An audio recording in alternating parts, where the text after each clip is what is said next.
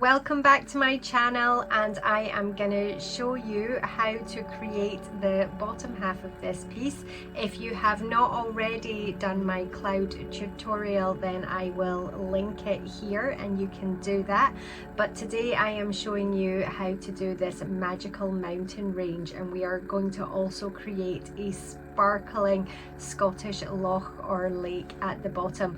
This is super beginner friendly, as are the clouds, so please check out that video. I will also link it at the end of this one, but let's right now get on and paint. I think it's going to be really nice to have a kind of purpley mountains in this one. So I've just got a little bit of a deep rose. It's just a deep permanent rose, the color, and I'm going to mix it with the ultramarine blue, and I might bring in a little bit of that burnt umber again. So what we want is our furthest away mountain to be the palest, and then we're going to have a mid-tone and then the darkest. Okay, so we might end up adding in a bit of white, so let's just mix in some blue and then the rose till we get a kind of purpley shade. I want to bring in a tiny bit of that burnt umber just to tone it in with the other colors that we've got here. So that is a really, really dark purple. So we are going to go for our palest layer. So I'm going to add in a whole bunch of white to that. And then we definitely need a bit more of that pink. So it's funny sometimes when you add in the white, your color changes and you've got to go back in with one of the other colors. So we've got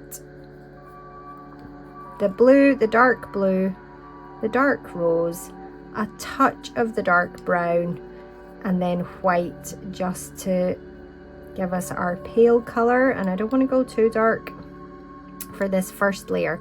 So this is just a cheat's way of doing a kind of mountain range. We're going to start with the palest at the back and then come forward to the darkest. So this is where our clouds have ended, and I am going to paint over the top of them slightly just to create my horizon line.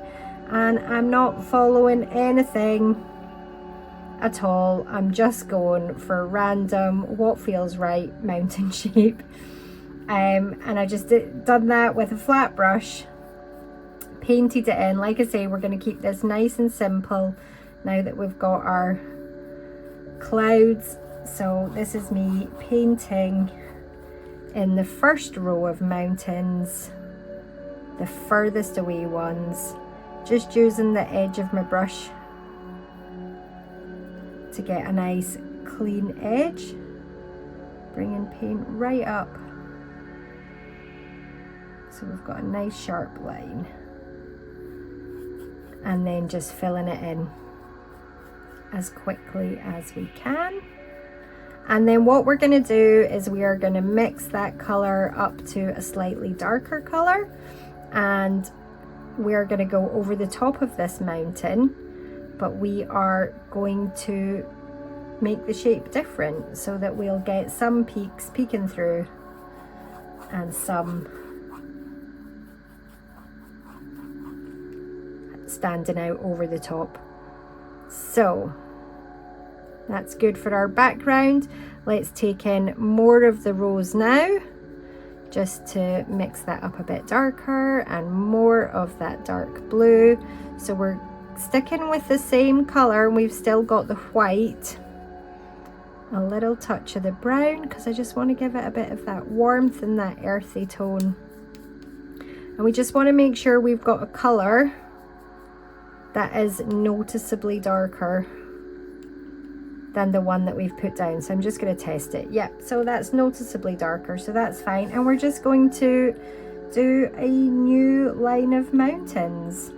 And we're just going to decide what that line of mountains is looking like. This is the hard bit. It's like, don't always go down where there's an up and don't always go up where there's a down. But you do want to I think we're just going to take that one right off the edge there. There we go. So we've now got the peak of our first row of mountains peeking out.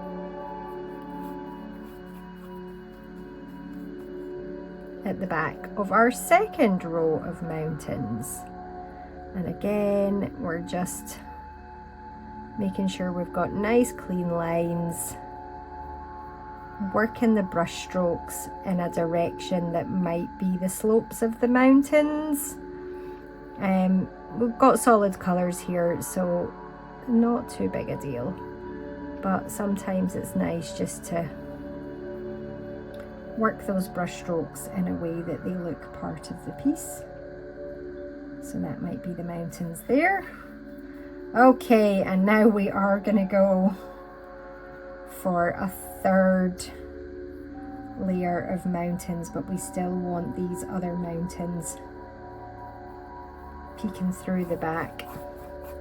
So there's nice shapes going on here, maybe not so great shapes coming along here, so might go a bit higher with my front mountain over there. So I'm going to go in with the rest of the rows, loads of the dark blue, and this time I'm taking in a big chunk of that brown just to get a really dark final color. So almost a black. It's like a really, really dark navy. I'm just rolling my brush to make sure that I've not got any of the paler colors left on it. And again, I'll just do a wee test to make sure, yep, that's much darker.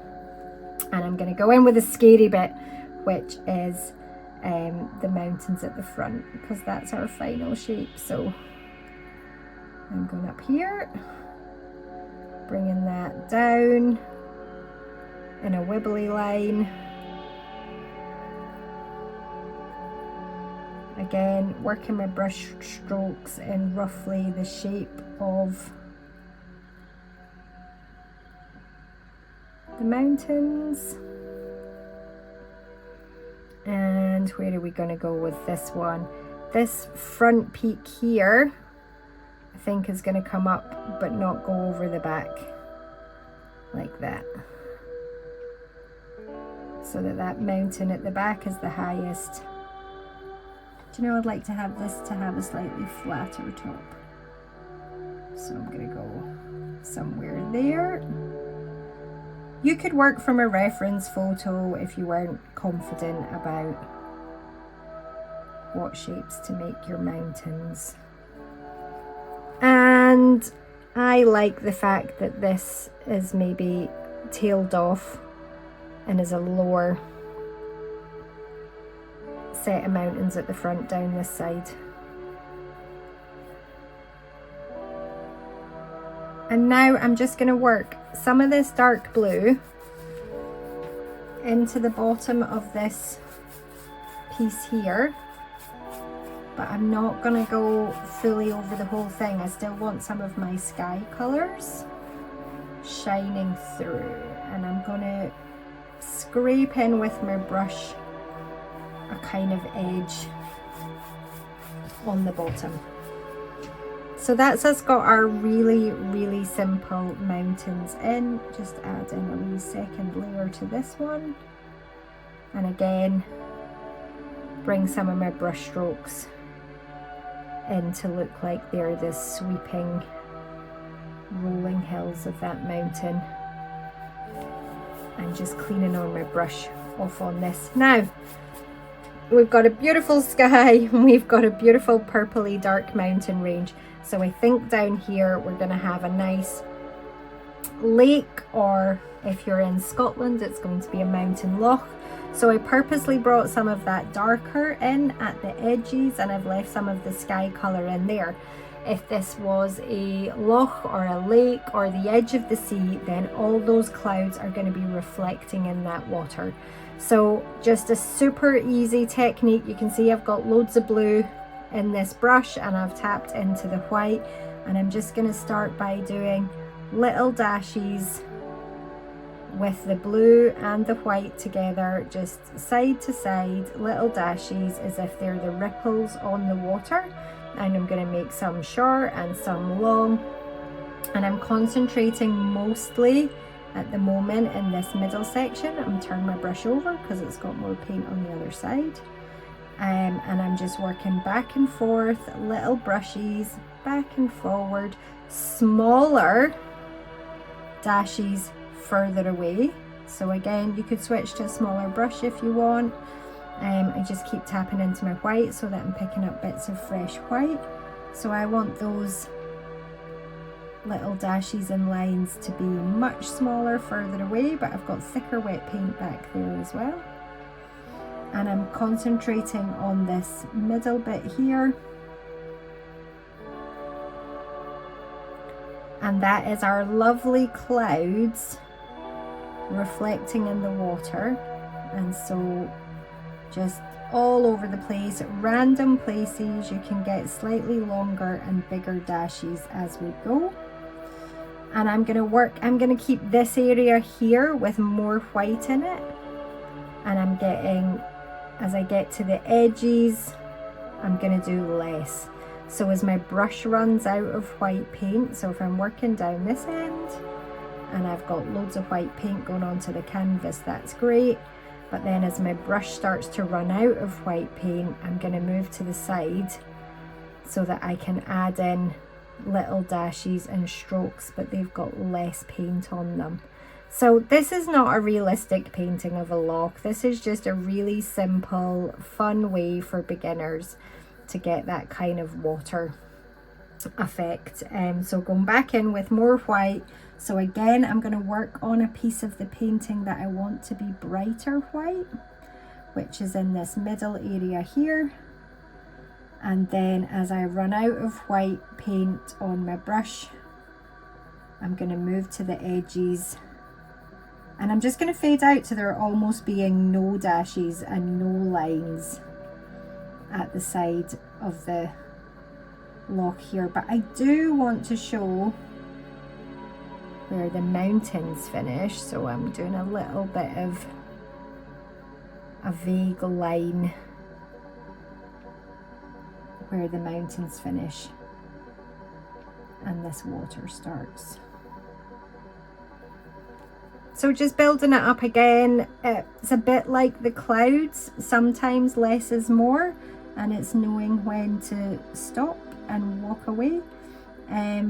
But I'm going in with a few more white little dashes and splodges in a couple of areas, because remember that those clouds are going to be brighter reflecting on the surface in some areas than others, and keeping your brush nice and flat so that we can get these lovely ripples in the water with a few extra white bits. Now, because this is the bright bit where our sun is, and that's got the sun rays coming out of it, and that's our brightest clouds, that's going to be reflecting down here.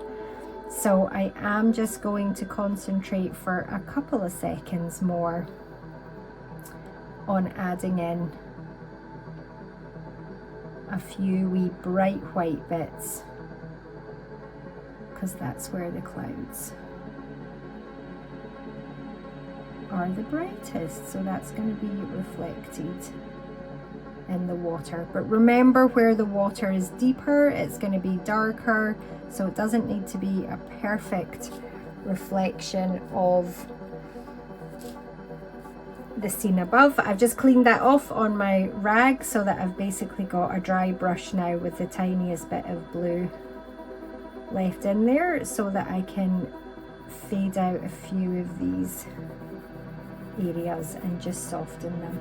So again, I think this is definitely a less is more. Don't overwork the bottom. You can then add some sparkles and magic and reflections. You could add some dark grasses into the bottom of this. I might sit for a bit now and have a little play and see if I can add a little bit of fairy magic to this scene once my mountains are dried. But I hope you found that helpful. Really simple. 3 steps to those clouds, your dark blue background, and then lots of drawing your shapes with the white, scumbling it away, and then our few sun rays just to give it a bit of a pop and a bit of magic.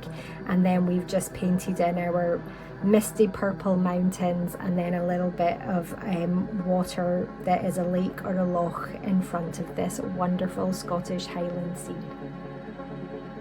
I've decided just to go in with a couple of little sparkles on the water. Normally you would have a bright sun in the sky if you've got little sparkles on the water, but it just feels like it needs that little lift and that little bit of magic. So I've got one of my super tiny thin, don't even know if you can see how small it is, tiny thin detail brushes, and what I'm gonna do is I'm just gonna add a couple of little sparkles.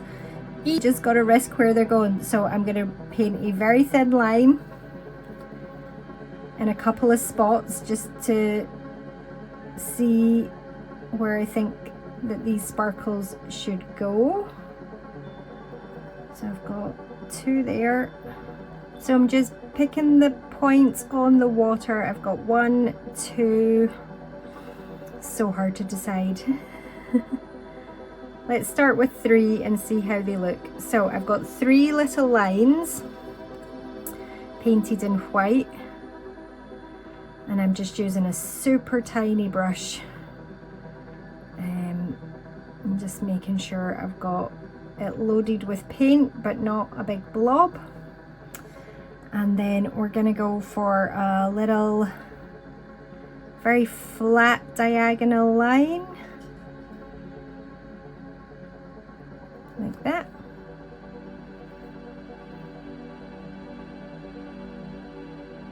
And another one.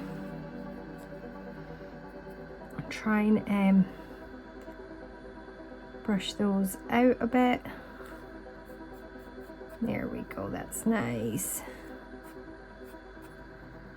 Sometimes just giving it a little brush with a finger will give you that blurred line that we want, and then you can go back in with a little heavier one right at the center point.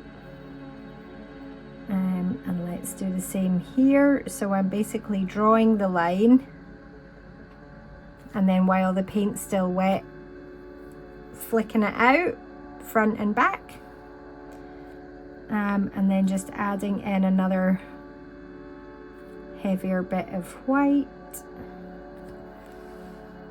And we're going to come in with one more line on each of these, and this is where I'm testing my broken wrist because it still doesn't quite bend this way, and we are going to just finish that off with a very thin flat diagonal like that. Maybe they might need a center. Sometimes they don't need that center line, sometimes they do. And then I've just cleaned off my brush again, and I'm going to brush out the edges, but not as big.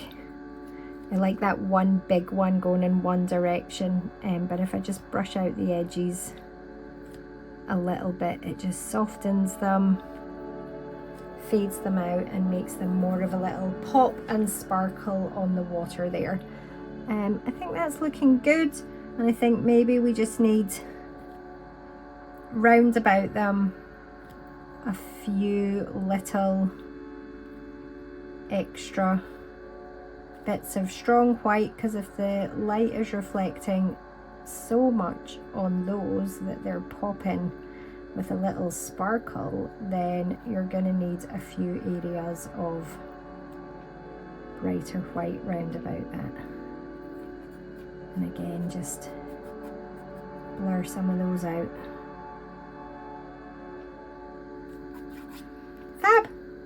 I think that's pretty good for this one. I could go nuts. I could add grasses and ferns and reeds and little fairies playing in the front of them, but just to keep it nice and simple, we're going to call that one done for today. I will see you next time when I will be back with another beginner friendly tutorial. In the meantime, please tune in and check out my daily art challenge videos where I am painting a mini 7x7 canvas every single day for a whole year. Hope you enjoyed my magical mountain tutorial. If you missed my beginner friendly cloud painting tutorial, then I will link that at the end of the video, where I teach you to paint these beautiful magical clouds in 3 easy steps.